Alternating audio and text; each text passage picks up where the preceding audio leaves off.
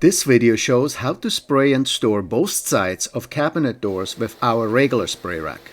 Always spray the backside of the door first. This way the door ends up being transported and stored on the inside edge. The backside should get a light coat, similar to something that is painted vertically. This will avoid any drips when turning over the door and also minimizes the markings on the inside edge. When spraying the backside, we don't spray the sides yet. So this way we can use our fingers to turn the door without.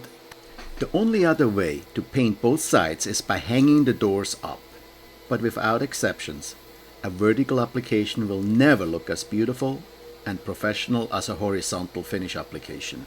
Not because of the painter's craftsmanship, but for the simple reason that gravity lets you apply a much nicer finish if painted horizontally.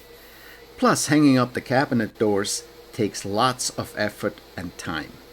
It also shows how to use the grip holders to transport the door to the dry rack. We hold the grip holder at the 45-degree angle on the inside edge. The reason we use a grip on it is so the door does not slip off the wet paint.